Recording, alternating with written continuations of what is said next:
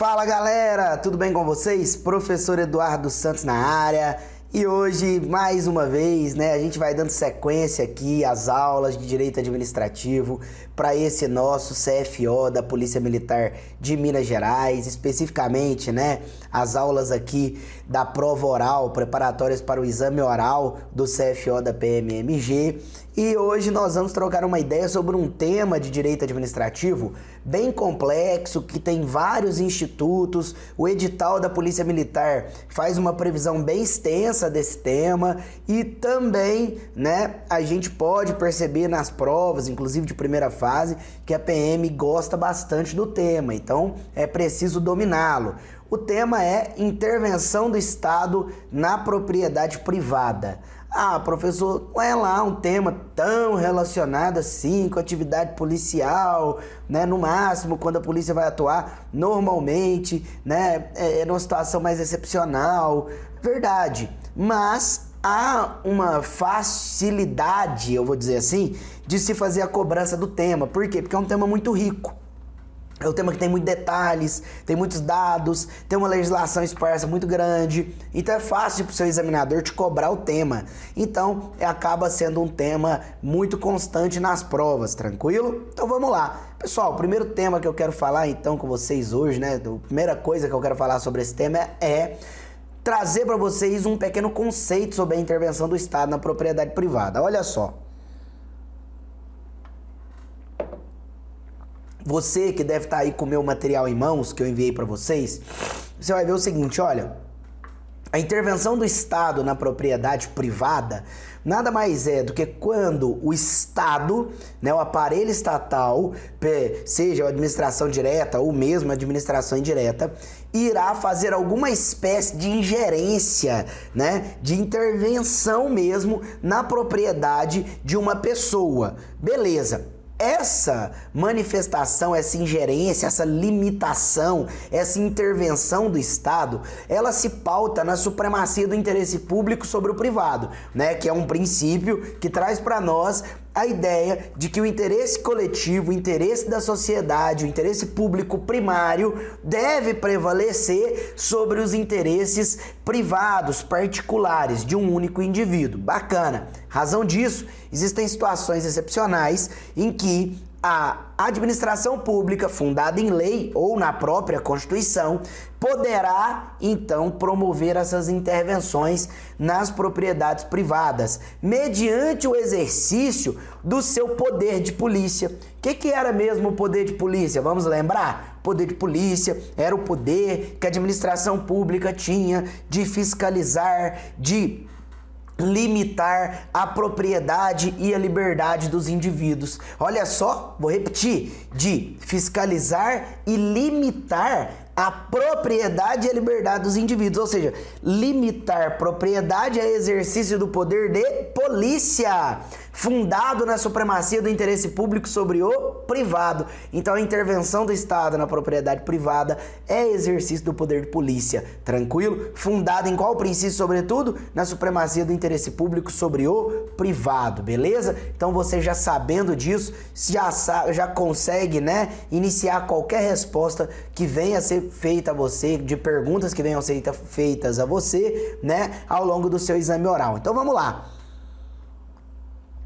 porque nós temos muita coisa para falar. Pessoal, existem espécies de limitação, de intervenção do Estado na propriedade. E nós dividimos essas espécies em dois conjuntos. Nós temos as espécies restritivas e as espécies supressivas. Bem, aqui o raciocínio é simples, olha. A espécie supressiva é aquela que faz a supressão, traduzindo, você perde a propriedade. Literalmente é isso. Essa é uma intervenção que vai suprimir a propriedade de você vai perder a propriedade. Já a intervenção restritiva, essa não, você não perde a propriedade, mas nós iremos colocar ali uma limitação, uma restrição. Ali dentro, então, nós iremos inserir um limite, ou seja, você não vai poder usar e gozar da sua propriedade de forma ampla e irrestrita. Por quê? Porque nós iremos estabelecer ali uma pequena restrição e aí durante um determinado momento ou durante determinadas circunstâncias, ou mesmo, né, durante todo o uso e gozo da sua propriedade, você terá ali uma limitação à sua propriedade, beleza? Isso? Tranquilo. Bem, basicamente, as intervenções na propriedade são intervenções restritivas, né? São intervenções restritivas, porque como regra, o Estado não vai, né, fazer uma intervenção na propriedade para suprimi-la, a não ser que nós estejamos falando de desapropriação. Então, desapropriação é o exemplo único, basicamente, no direito brasileiro, de intervenções supressivas na propriedade privada, enquanto, né, as demais formas, como tombamento, como requisição de bens, etc., são formas restritivas de intervenção do Estado na propriedade. Beleza? Tranquilo, pessoal? Então, feitos esses esclarecimentos iniciais aqui, que eram necessários, agora sim, vamos começar a falar das espécies de intervenção do Estado na propriedade que nós temos previstas aí no edital e que podem, portanto, ser cobradas de vocês, né, no exame da Polícia Militar de Minas Gerais, né, na prova oral. Então vamos lá, pessoal. Primeira delas, desapropriação. Vamos lá? Olha só. Se você estiver... Eu tô com a garganta um pouquinho seca, eu vou pôr mais água aqui, tô bebendo muita água. Se você estiver com o seu edital em mão, você vai ver que ele fala em desapropriação. Mas ele não estabelece qual tipo de desapropriação. E existem várias espécies de desapropriação. Então, a meu ver, a minha visão de professor é simples, você tem que saber todas, né? Se o edital não estabelece qual, simplesmente você tem que saber todas. Se fosse lá em direito constitucional, aí talvez você só precisasse saber aquilo que está na Constituição, né? Aquela desapropriação comum lá do artigo 5º, aquelas formas de expropriação, né? Ali na parte final da Constituição, em caso, por exemplo, de tráfico ilícito de drogas ou de trabalho análogo a escravo, beleza, porque essas estariam na Constituição.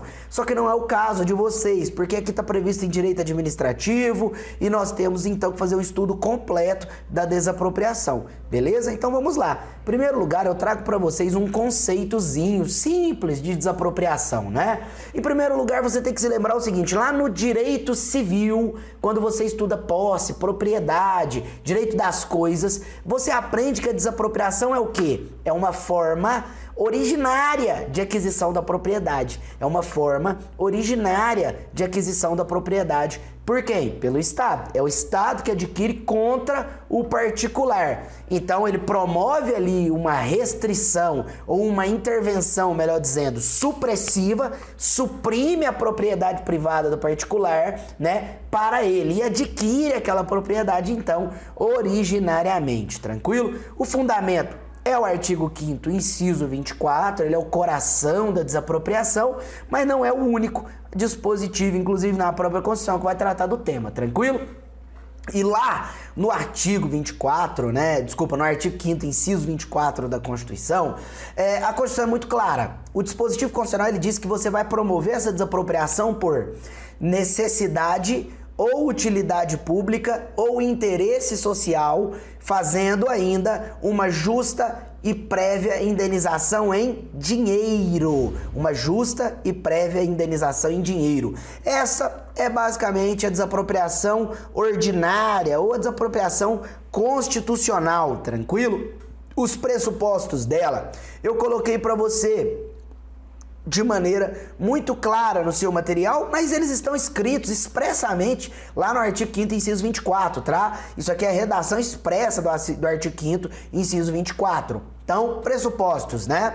De um lado, você tem o interesse público, que pode ser de 3 formas. Eu posso ter o interesse público na modalidade utilidade pública, ou na modalidade necessidade pública, ou na modalidade interesse social. São 3 formas distintas: utilidade pública, necessidade pública ou interesse social. Quando a gente estiver falando de utilidade pública ou de necessidade pública, o que você tem que entender é que o Estado vai promover essa desapropriação, né, para que ele mesmo faça uso da propriedade. Isso, ele mesmo, Estado, fará uso da propriedade. Isso está regulamentado, isso está escrito para nós, isso está, né, no coração do Decreto-Lei 3.365 de 1941, tudo bem? Lá você encontra essa disposição, essa regulamentação. Agora, se eu estiver falando de interesse social, aqui o Estado pode desapropriar o bem para que ele mesmo faça uso ou ainda para que ele repasse a terceiros para que terceiros façam uso daquele bem. Então, somente no interesse social é que o Estado vai poder ter essa possibilidade de passar a terceiro, mas ele também pode fazer o uso, tá bom? Já aqui a regulamentação é promovida pela Lei 4.132 de 1962, tá bom? 4.132 de 1962. Esse é o primeiro requisito, então, interesse público, que pode ser na modalidade utilidade pública, necessidade pública ou interesse social. Agora, se você estiver falando comigo, né, do segundo requisito, qual é ele? Além desse requisito interesse público, qual é o segundo requisito? É a indenização prévia, justa e feita em dinheiro. Gente, olha só. A indenização tem que ser anterior. O Estado não pode entrar no bem se ele ainda não fez, né, o pagamento da indenização. Ela tem que ser prévia, tranquilo? Ela tem que ser justa, tem que ser o valor real do imóvel. O Estado não pode querer pagar um valor pífio, assim como também não pode supervalorizar o imóvel para poder, às vezes, beneficiar alguém. Ele também não pode fazer isso. E tem que ser uma indenização que cubra não apenas o custo do imóvel, mas todo o custo que gira em torno da perda do imóvel. Tranquilo? Então é o valor venal do imóvel, mais todos os danos decorrentes, né, da desapropriação. Valor venal do imóvel, mais todos os danos decorrentes da indenização fazem para nós esse valor justo, tranquilo?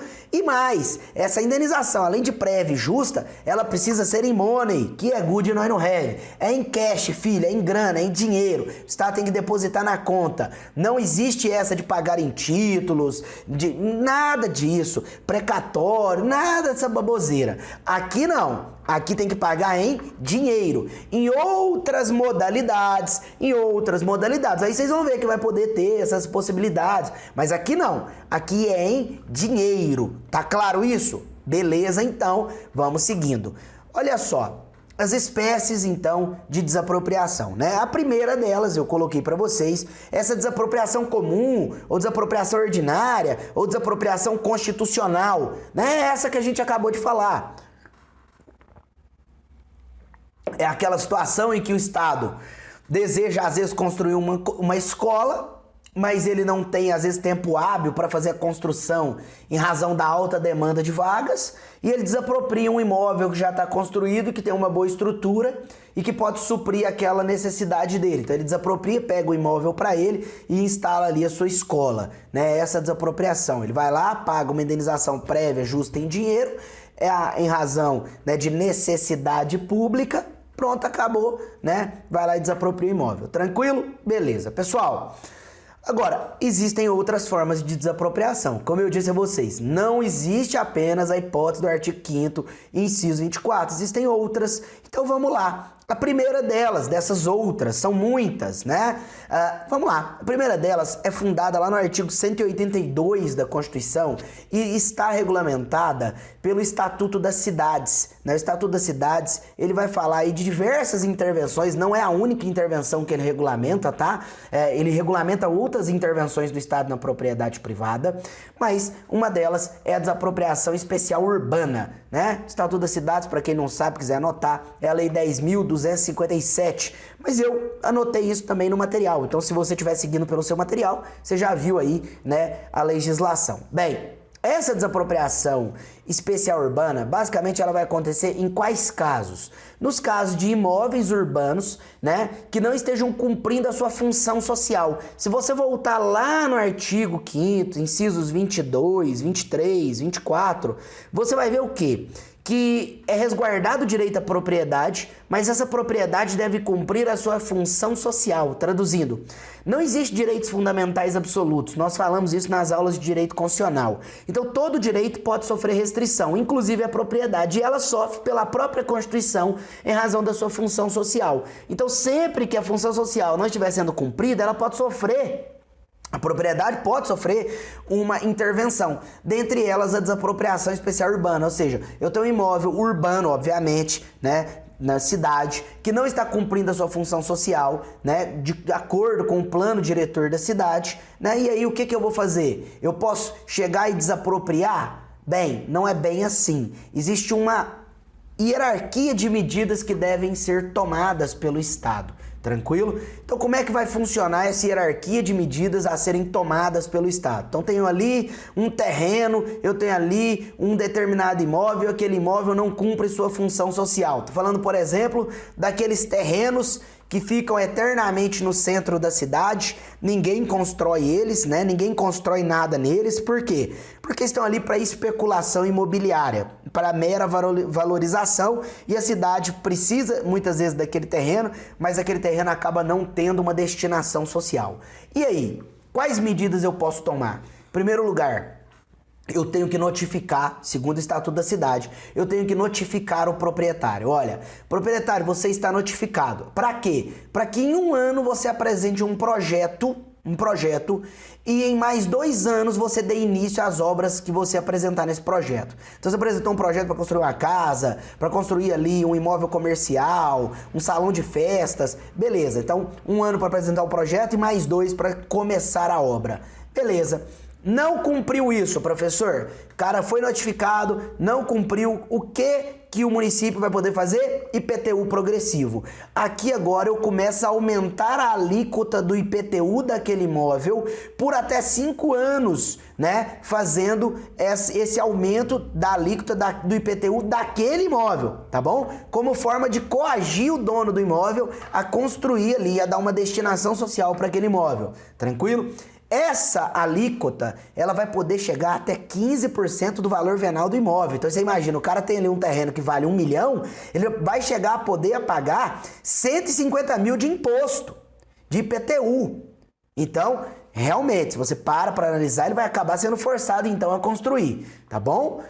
Beleza. O que não pode acontecer, segundo o Estatuto da Cidade, é que você não pode aumentar, né, essa alíquota de um ano para outro em mais de 10%, em mais de 100%. Então, se a alíquota em um ano era de 1%, no outro ano você pode colocar em 2%. Se naquele ano era 2%, no outro ano você pode colocar em 4%. Se era 4%, você pode colocar em 8% no outro. Se era 8%, você não vai poder colocar 16%, porque você viu que o máximo são 15%. Beleza? Tranquilo. Pessoal, tá bom, professor, mas tá lá em 15% e o cara tá pagando o IPTU progressivo e não constrói no imóvel. Bem, aí eu posso fazer a desapropriação sancionatória, né? A desapropriação especial urbana. Aí eu posso fazer essa desapropriação, tá bom?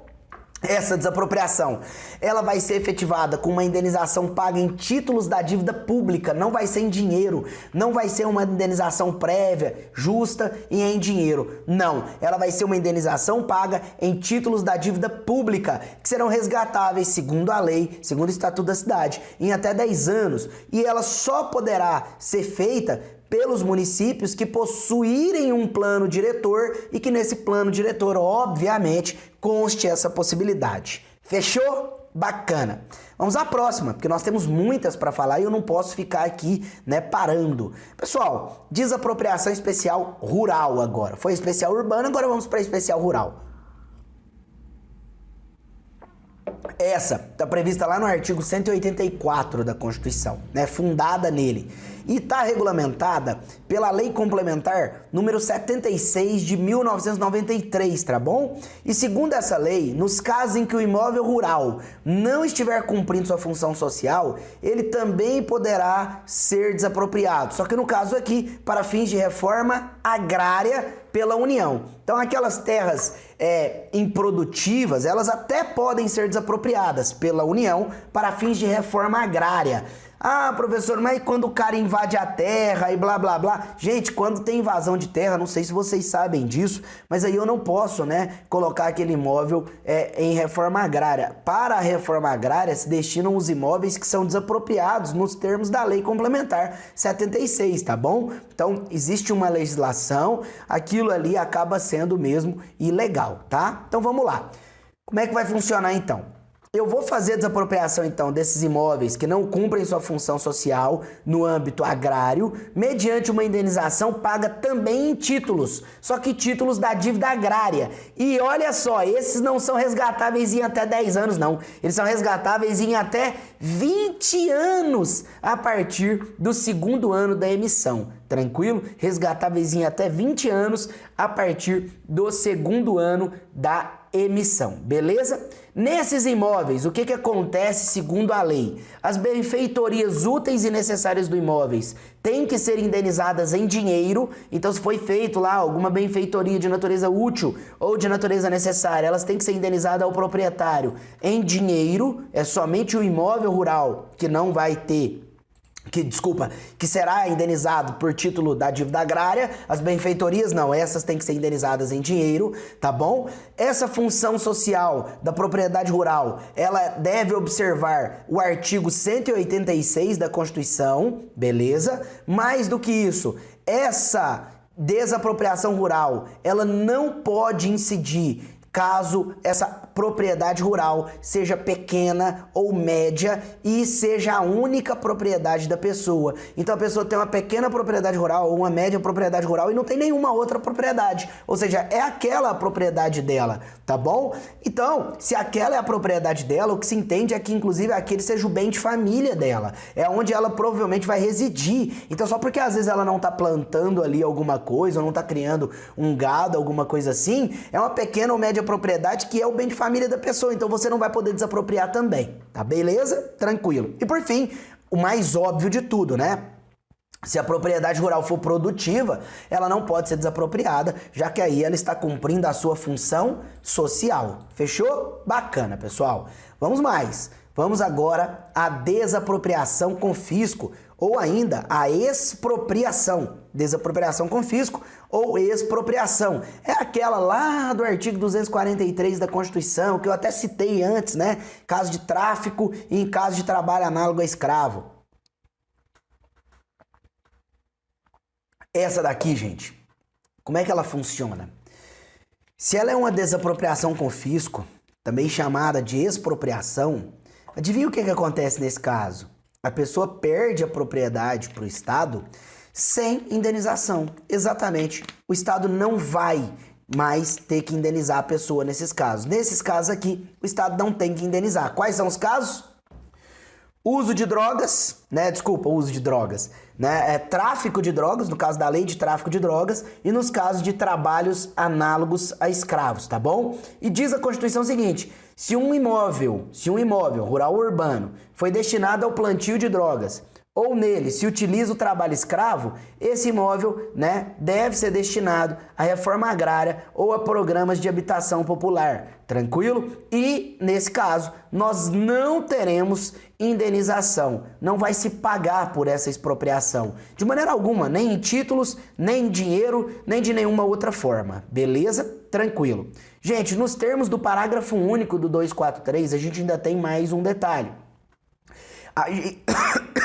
A gente ainda pode desapropriar sem indenização os bens móveis, seja veículos, por exemplo, barcos, né? Aviões, helicópteros, destinados ao tráfico de drogas, tranquilo? Então, quando eu tô ali traficando por um veículo, por um barco, por um avião, por um helicóptero, eu posso desapropriar aquele bem móvel também e destiná-lo a fundos especiais de combate ao tráfico ou, por exemplo, também de recuperação a viciados, beleza? Tranquilo, gente. Mais do que isso, para fechar, né? Nesses dois casos, essa expropriação, quem faz, quem promove é a União, tá bom? Beleza, pessoal.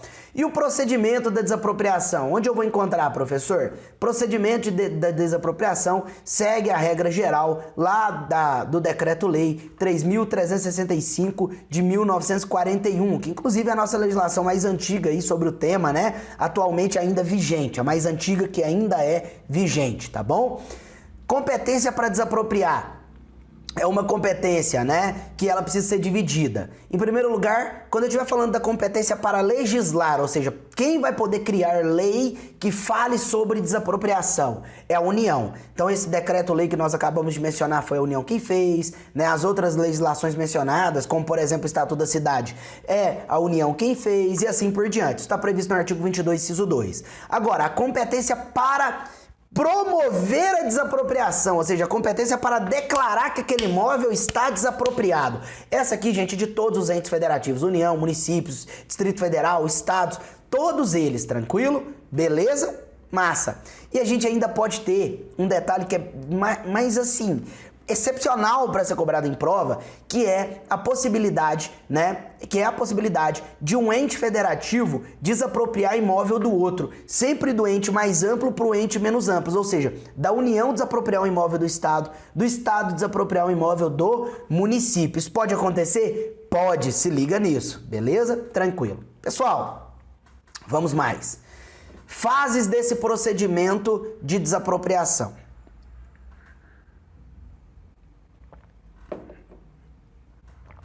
Vamos lá.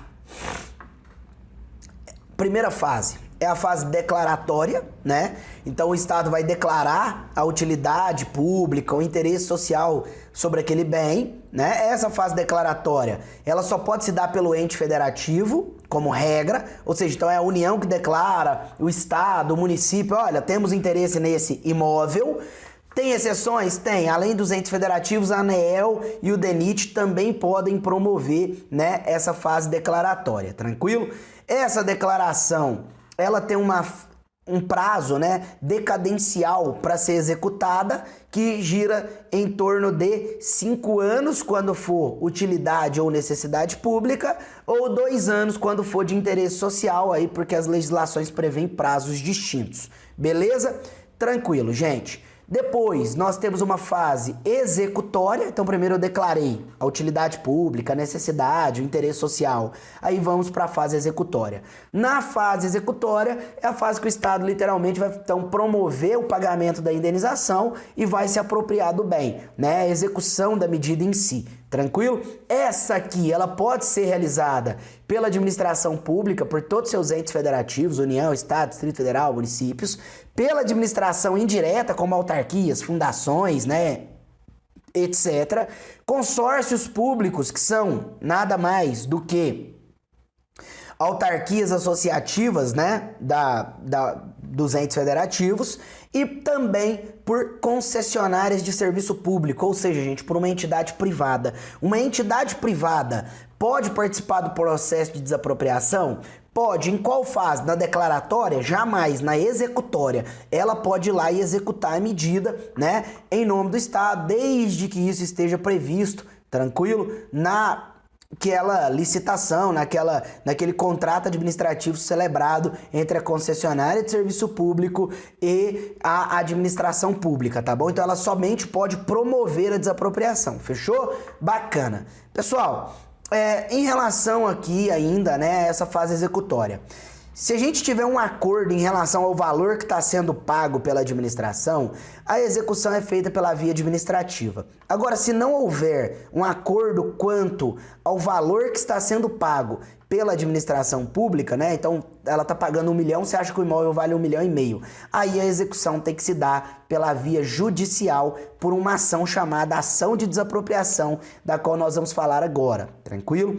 Essa ação, ela sempre deve ser promovida por quem? Pelo ente expropriante, pelo ente que está promovendo a desapropriação, tranquilo? E o particular que está sofrendo a desapropriação, ele vai ser chamado a fazer sua contestação. Só que nessa contestação, gente, o que ele vai poder alegar? Ele vai poder alegar alegar que ele não concorda com a desapropriação? Ó, Estado, por favor, não desapropria meu imóvel.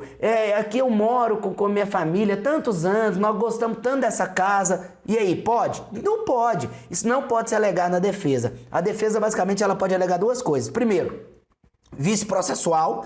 Então temos um defeito processual, uma nulidade processual, uma nulidade no procedimento, beleza. E a segunda coisa, o valor indenizatório. Ah, beleza, Estado, você quer me pagar 1 milhão, só que aqui vale 1,5 milhão. Eu quero 1,5 milhão, não quero 1 milhão. Tranquilo? É isso que o particular vai poder alegar em sua defesa. E somente, por quê, gente? Porque a desapropriação, ela irá ocorrer, beleza? Tranquilo. Gente, a gente precisa falar algumas coisas, fazer algumas observações sobre esse procedimento, né?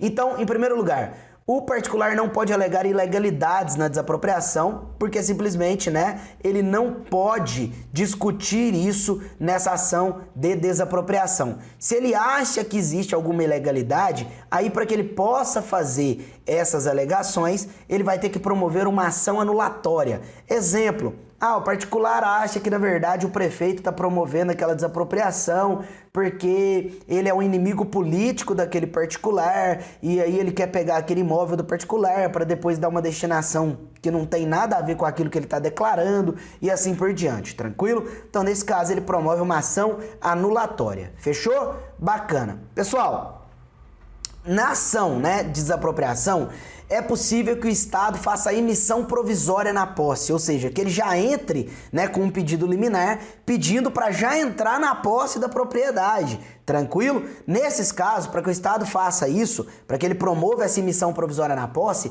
ele deve, em primeiro lugar, fazer uma declaração de urgência e, em segundo lugar, fazer o depósito em juízo do valor incontroverso, traduzindo, do valor que ele disse que valia o imóvel. Se o Estado diz que o imóvel vale 1 milhão, ele já deposita 1 milhão em juízo e entra para a posse. Aí ele vai discutir os outros 500 mil com o particular naquela ação, mas aquele 1 milhão ele já tem que depositar antecipadamente. Aí sim ele tem direito da emissão provisória na posse. Fechou? Bacana. Pessoal, duas observações aqui. Primeiro, se essa declaração de urgência for feita, o Estado tem 120 dias para reaver a emissão na posse, né? Então, 120 dias. Se ele faz o depósito, o particular que perder a posse pode levantar até 80% do valor depositado. Então ele não pode levantar a íntegra, ele pode levantar 80% do valor depositado. Tranquilo?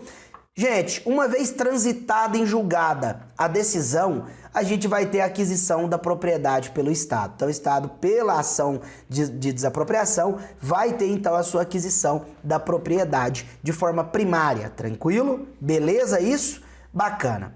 A parcela, né, que o particular estava contestando, se ela for superior realmente, né, ele vai conseguir receber aquele valor superior. Então o Estado falava que valia 1 milhão, só que valia 1,5 milhão. Então ele vai conseguir receber aqueles outros 500 mil? Vai, só que aí aqueles 500 mil não vai ser prévio em dinheiro, vai ser na ordem de precatórios. O Estado tem direito de pagar essa parte controversa por precatórios, tranquilo? Beleza? Massa. Só que nesses casos, aí segundo a lei, tem incidência de correção monetária, juros compensatórios, juros moratórios, honorários advocatícios de sucumbência e assim por diante, tranquilo? Tudo isso eu já coloquei para vocês lá no material de vocês, beleza? Tranquilo. Pessoal, uma pergunta excepcional que o seu examinador poderia te fazer dessa ação, né, da ação de desapropriação. Ele poderia te perguntar o seguinte: é possível a incidência de juros? É possível a incidência de juros? Aí você vai falar para ele o seguinte: olha, juros moratórios e compensatórios é possível sim, tanto que eu já até coloquei para vocês, né? Acabei de falar. Agora, é possível a incidência de juros moratórios sobre os compensatórios? Ou seja, além dos juros moratórios e dos compensatórios, incidir juros de mora sobre os juros compensatórios? Aí não, é o que diz a súmula 12 do STJ, tá bom? Se liga nisso aí, fechou? Bacana. Pessoal, vamos seguindo, né? Que eu ainda tenho muito para falar de desapropriação e tem as outras formas. Vamos falar da desapropriação indireta, né? Vulgo esbulho, tranquilo? O esbulho nada mais é do que a invasão do Estado a um bem do particular. O Estado, então, começa a ocupar ali um bem que não era dele, um bem que era de algum particular, tá bom? Aqui o particular tem que propor uma ação, né, de indenização por desapropriação indireta. Então, se o Estado está ocupando um bem que não era dele, está usando aquele bem, construiu ali alguma coisa, então o particular promove ali, né, uma ação de desapropriação indireta, o famoso empossamento administrativo, tá bom?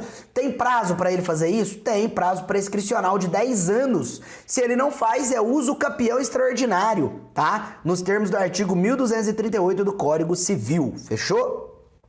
Bacana. Ainda temos a desapropriação por extensão. O que é essa desapropriação por extensão? É um direito do particular de requerer a extensão de uma desapropriação quando ela foi parcial e não, obviamente, né, deixou para ele uma parte que seja usufruível. Exemplo, você tem um terreno de 300 metros quadrados. O Estado vai lá e promove a desapropriação de 250 metros quadrados. E você sobra com 50 metros quadrados na cidade. O que dá para você construir com 50 metros quadrados? 50 metros quadrados é uma área muito ínfima, muito pequena, né? 50 metros quadrados é uma área muito pequena, muito ínfima. Até para mim, né, que tem uma matemática fraca, 50 metros quadrados é, por exemplo, 1 metro por 5 metros. Então é algo assim, minúsculo. O que você vai fazer com aquilo? Né? 1 metro por 5 metros? Não, que eu errei, gente. Minha matemática é ruim mesmo, né? 50 metros, 5 metros por 10 metros, dá 5 vezes 10 dá isso, né? 5 vezes 10 dá 50, isso mesmo. Então 5 metros por 10 metros. Tô quase igual a Dilma aqui, não sei fazer contas, me perdoem. Brincadeira. Pessoal, olha só pra vocês verem, então. É uma área muito pequena, muito diminuta, inútil. Você não consegue fazer muita coisa com essa área. Traduzindo, em que pese o Estado tenha promovido a desapropriação só de uma parte, que foi a maior parte, a parte que ele deixou pra você é inútil, você não vai conseguir fazer nada com ela. O que você vai fazer então? Você vai pedir que o Estado desaproprie o resto. Olha, já que você pegou a maior parte e me deixou com a parte que é inaproveitável, então você leva tudo. Não dá pra você levar 90% e me deixar com essa merreca. Agora você leva tudo e paga por tudo, não paga só pela parte que você queria levar, não. Leva tudo e paga por tudo. Tranquilo? Beleza. Aonde o particular alega isso? Na contestação da ação de desapropriação. Beleza? Tá bom. E já pede, obviamente, para o juiz, né, o valor equivalente daquela área. Agora vamos falar da desapropriação por zona. Pessoal, desapropriação por zona, né, basicamente ela vai ocorrer, né, quando eu tiver a desapropriação da zona vizinha à desapropriação feita para a realização de uma obra, nos casos, basicamente, de necessidade de posterior extensão da obra. Traduzindo, eu desaproprio um determinado imóvel, passa-se um tempo, durante a construção da obra eu verifico que eu vou precisar de mais um pedaço para poder estender a minha obra. Tranquilo? E aí aqui, né, eu vou poder então promover essa desapropriação por zona. Basicamente o motivo é pela supervalorização daqueles terrenos. Então o Estado muitas vezes pode desapropriar ali também por zona, tranquilo?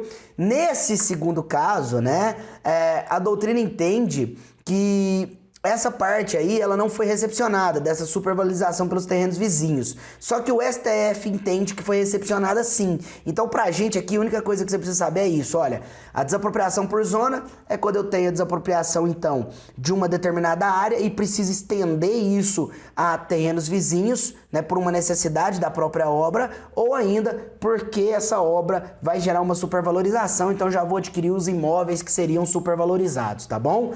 Basicamente é isso, fechou? Beleza. E vamos para o último assunto que a gente tem para falar sobre a desapropriação, né? Que é quando ocorre a retrocessão e a predestinação lícita. Gente, isso aqui é um assunto bem simples.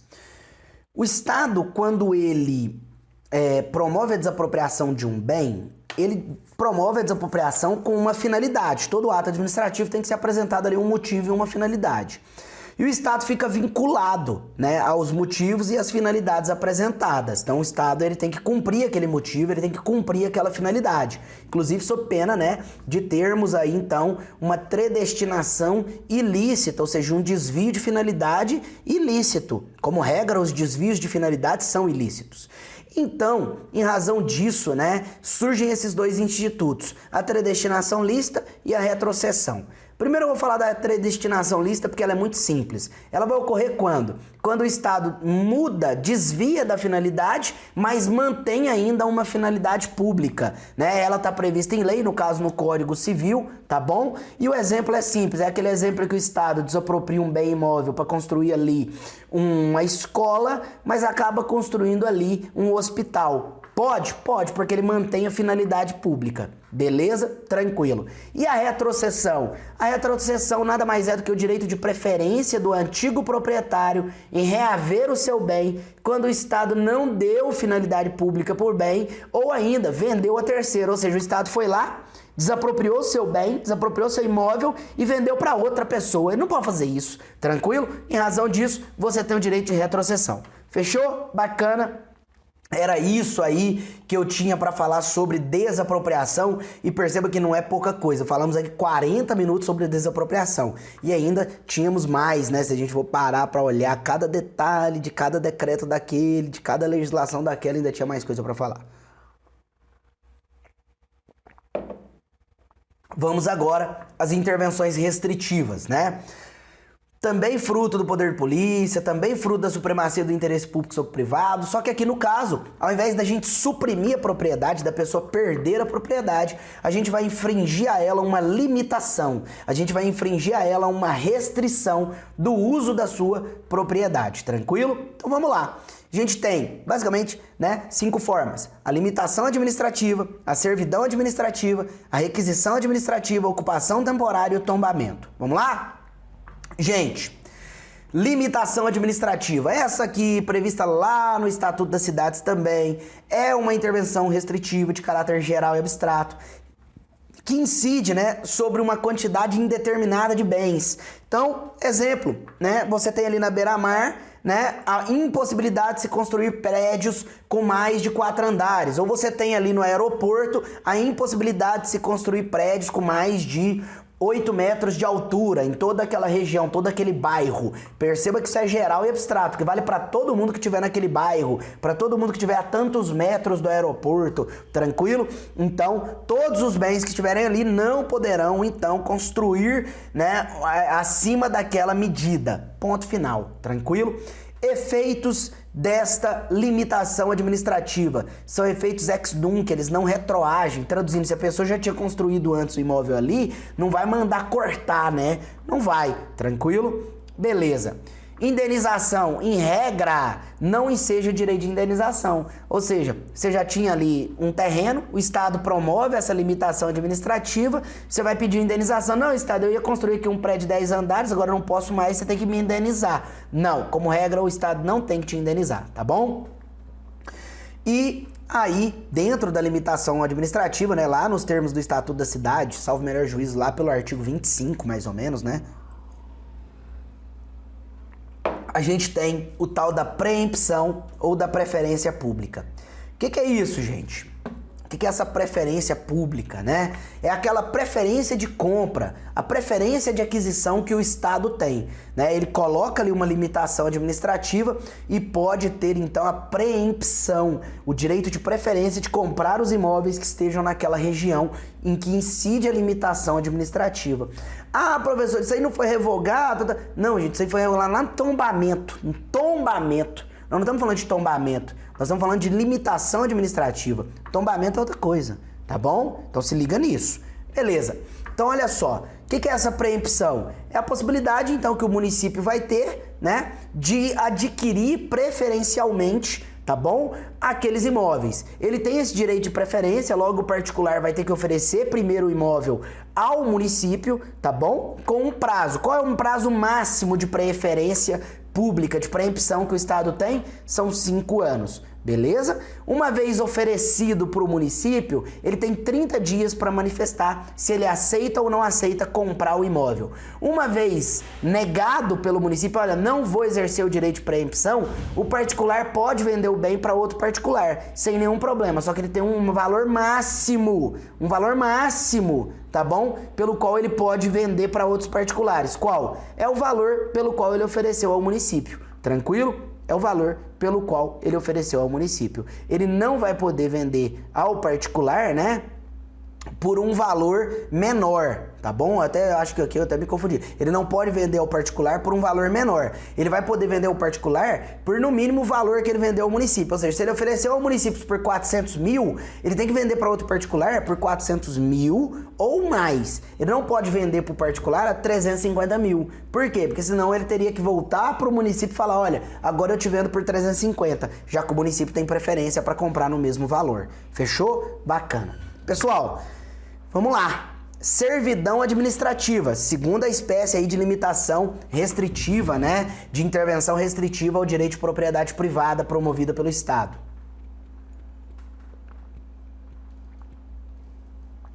Olha só, esta aqui não será uma limitação geral e abstrata. Pelo contrário, ela será individual. Ela vai incidir sobre um bem imóvel específico, tá bom? Então ela vai se constituir num direito real, já que ela incide sobre um bem imóvel específico. Tranquilo? Lá nos termos do Código Civil. Então, aqui basicamente, incidirá essa servidão sobre um determinado bem imóvel e vai constar na matrícula do próprio imóvel, tá bom? Que ali ela vai ter uma destinação a um determinado serviço público. O exemplo, né? O Estado coloca um poste, tá? Para passar fios de energia dentro de um terreno particular, dentro de uma fazenda. O Estado coloca uma placa de nome da rua Leandro Maciel, né? Rua Leandro Professor Leandro Maciel, bacana. Onde eu vou colocar essa plaquinha da rua Professor Leandro Maciel? No muro da casa que tá na esquina tal, da rua tal com a avenida tal. Pronto, acabou, vai ficar ali. Então ali vai estar prestando uma servidão administrativa, tranquilo? Então o Estado vai estar usando o bem do particular junto com ele. Essa é basicamente, né, o raciocínio da servidão administrativa, tá bem? Tá bem? Beleza? Tranquilo. Pessoal, a indenização? Bem, indenização somente vai existir se houver dano. Se gerar um dano, aí sim você vai ter que indenizar o particular. Exemplo, o particular tem ali uma determinada atividade dentro da fazenda dele e você passa então diversos fios ali, né? Diversas torres de energia que cortam ali. E dentro dessa perspectiva, naquela área das torres, você muitas vezes não pode realizar certas atividades. Só que é justamente uma das atividades que o particular realizava. Logo, o que vai acontecer? O particular vai ter que deixar de realizar aquelas atividades dentro daquela área. Então ele vai perder aquela área, a utilidade que ele tinha dela. O lucro que ele tinha com aquela área, ele vai perder. Lucro cessante, gerou dano? Gerou. Aqui tem que indenizar? Aqui tem que indenizar, tá bom? Mas se não gera dano, não tem que indenizar. Fechou? Bacana. Beleza, pessoal, vamos lá. Como é que eu posso instituir, né, essa servidão administrativa? De 3 maneiras. Por um acordo entre o particular e a administração, por uma decisão judicial ou ainda por lei, tá? Por um acordo, por uma decisão judicial ou por lei, beleza? Como regra, ela tem caráter perpétuo, já que ela é instituída por prazo indeterminado, tá? Então você coloca a plaquinha lá no muro, você pretende que aquela placa fique ali, né, eternamente, para sempre. Enquanto a cidade existir, aquela placa vai ficar ali. Beleza? Tranquilo, fechou. Vamos à próxima. Vamos falar agora de requisição administrativa. Essa é muito interessante para ser cobrada, né, pelo concurso da Polícia Militar. Essa está prevista, inclusive, na Constituição, lá no artigo 5º, inciso 25, e ela ocorre basicamente nos casos de iminente perigo público, no qual o Estado, então, vai poder usar o bem do particular, assegurando, obviamente, a indenização posterior, caso haja dano, tranquilo? Então eu vou lá, vou requisitar o bem do particular, vou usar, mas se houver um dano a esse bem, a gente, né, obrigatoriamente, então, vai ter que indenizar o particular. Pessoal, é possível, olha que pergunta maravilhosa para o seu examinador te fazer, né, lá na prova oral. É possível uma requisição administrativa de bens consumíveis? Ou seja, aqueles bens que você vai usar, mas na hora que você usar também o bem é consumido, ele acaba. É possível? É possível, gente, é possível sim. desde que esses bens, né, desde que esses bens sejam fungíveis, ou seja, desde que eles possam ser trocados, substituídos por outros bens idênticos. Aí você pode fazer o uso sim, tá? Exemplo, não, nós precisamos usar a sua gasolina. É possível depois que o Estado compre outra gasolina de particular? É, então pode usar. Beleza? Tranquilo. Vamos mais. Pessoal, vamos falar agora da ocupação temporária. E ainda temos que falar do tombamento, né? Então, ocupação temporária. O que é essa ocupação temporária? Ela basicamente, também essa é muito simples, ela ocorre quando o Estado precisa utilizar temporariamente, ou seja, vai ocupar temporariamente um bem, né? Sem haver, no caso, obviamente, um iminente perigo público, senão você estaria na categoria de cima, que a gente acabou de ver, tá? Sendo indenizável quando gerar dano. Então, somente também vai ser indenizável quando gerar dano, tranquilo? Exemplo, o Estado ocupa temporariamente vizinhos durante uma obra pública, né? Então, eu tenho uma obra... Tô construindo lá um quartel da Polícia Militar e só que eu não tenho um espaço às vezes para deixar a areia, o cimento, para deixar a brita, para deixar as caçambas. Então eu pego um terreno vizinho, baldio do lado e ocupo ele temporariamente. Coloco ali, né, as caçambas, a areia, etc. Aqui eu tenho a ocupação temporária. Por que não é requisição administrativa? Porque aqui não tem iminente perigo público, tranquilo? Está prevista no Decreto-Lei 3.365 de 1941, fechou? Bacana. Pessoal, vamos mais. Agora nós chegamos à última figura da intervenção do Estado na propriedade que nós veremos, né? Que é o tombamento. Chegamos nele. Vai dar tempo, professor, vai dar tempo. É muita coisa, né, gente? Olha pra vocês verem. Intervenção do Estado na propriedade. A gente tá falando uma hora ensandecidamente. Eu não paro de falar com vocês, né? Paro só pra pôr minha água aqui. E olha pra vocês verem, né? Temos ainda muita coisa pra falar, porque agora que a gente vai falar de tombamento. O que é o tombamento, né? Talvez seja o que vocês conheçam mais, eu costumo brincar. O aluno que mais sabe é aquela desapropriação do artigo 5º. Como vocês estão na carreira policial, lembram também daquela do 243 da Constituição e tombamento. As demais, às vezes, é que a gente fica um pouquinho ali, pô, né, um detalhezinho ou outro, né, mas tombamento é aquela que eu imagino que vocês saibam mais. Mas ainda assim, vamos falar tudo que a gente precisa falar sobre tombamento. Vamos lá? Então, o que é o tombamento, né? Como eu já havia dito, é uma forma também de intervenção restritiva, de limitação da propriedade sem a sua supressão, né? Que busca basicamente proteger o meio ambiente, tá bom? Ou patrimônio histórico, artístico, cultural, e ela vai recair então sobre bens móveis ou imóveis. Pode cair o tombamento sobre um veículo muito antigo, ou sobre uma casa muito antiga, ou sobre um patrimônio arquitetônico da própria, sei lá, rochoso, né? Tem várias rochas num determinado lugar com desenhos rupestres, beleza, pode recair ali também. Lugar que tem pegadas de dinossauros, também, tranquilo?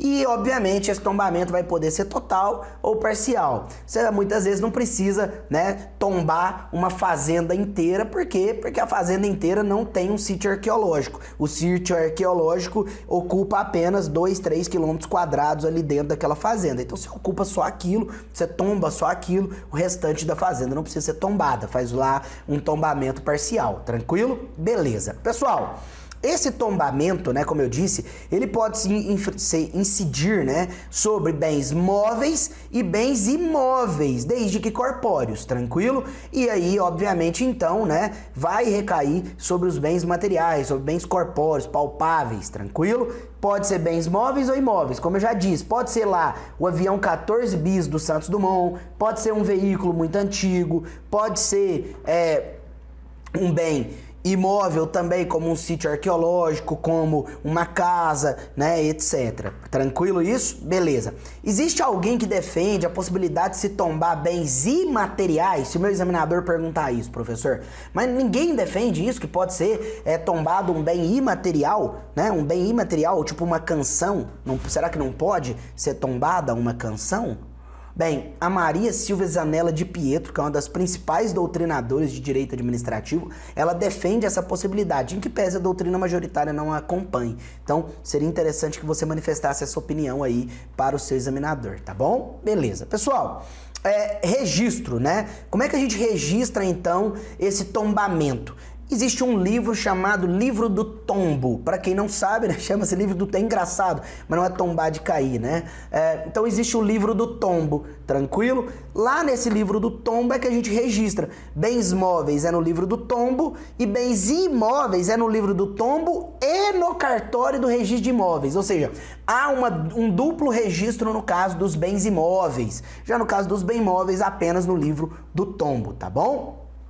Esse tombamento, ele pode acontecer por todos os entes federativos. O município pode tombar, o estado pode tombar e a União pode tombar. Agora, obviamente, ele vai se dar dentro do interesse. Às vezes é um patrimônio histórico que é só do município, né? O prédio da primeira prefeitura da cidade de São Paulo. Então, é interesse somente ali daquele município, só o município tomba. Mas há, né, evidentemente, tombamentos que são do interesse de todos os entes federativos. Então, sei lá, primeira casa do Rui Barbosa, né? Uma figura extremamente importante aí da República Brasileira. Então, muitas vezes o município tomba, o estado tomba, a União tomba, porque é de interesse nacional, é de interesse do estado e é de interesse do município. Ah, professor, os três podem tombar o mesmo imóvel? Isso! 3 tombamentos do mesmo imóvel, sem nenhum problema. Fechou? Bacana. Pessoal, vamos mais. O tombamento, obviamente, ele também tem aquele caráter perpétuo, né? Aquela previsão de que vai durar para sempre. Óbvio que pode acabar, né? Não durando. Então, ele tem um prazo indeterminado, mas pode acabar não durando. Por exemplo, quando você tem, né, o perecimento do objeto. Se o objeto pereceu, o tombamento também perece junto. Como um incêndio, né? Que aconteceu lá no Museu Natural, lá da história, nosso museu... No Rio de Janeiro, né? Obviamente, ali muitos bens que poderiam estar tombados vieram a perecer. Tranquilo? Beleza.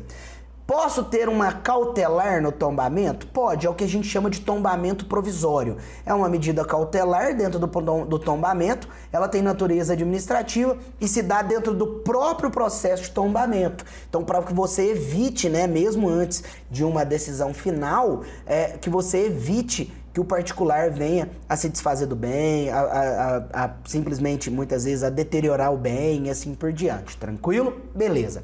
Pessoal, quais são as obrigações que decorrem do tombamento? Professor, se o município tombar a casa que eu moro, né? Quais são as minhas obrigações? Basicamente são 3.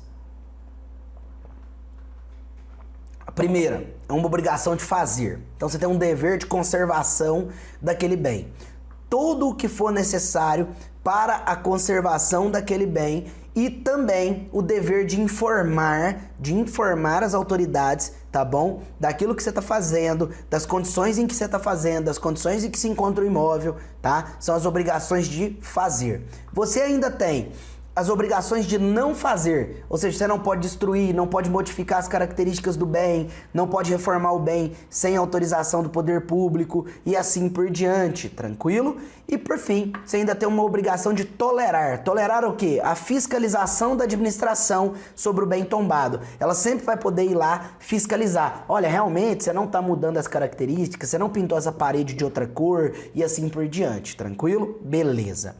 E por fim, a última coisa que eu preciso falar com vocês é que o tombamento, né, de um determinado imóvel, ele pode gerar servidão automática de imóveis vizinhos. Por quê? Por um motivo muito simples, né, gente?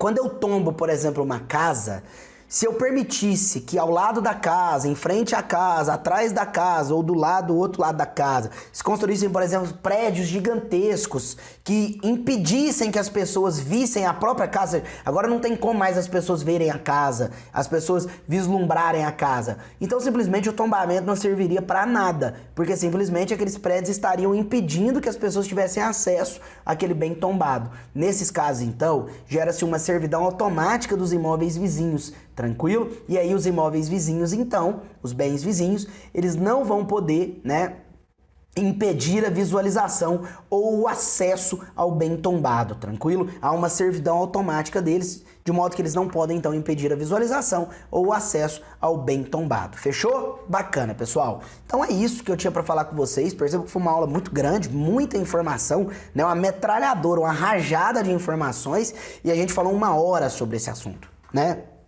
Intervenção do Estado na propriedade. Espero que vocês tenham gostado, né, da aula. Mandei para vocês aí um material complementar. Tem mais informações que eu não dei, né? Tenho certeza aí que vocês, com essas informações, vão conseguir fazer uma grande prova caso o assunto seja intervenção do Estado na propriedade. Um grande abraço, fiquem com Deus, tamo junto e até a aprovação.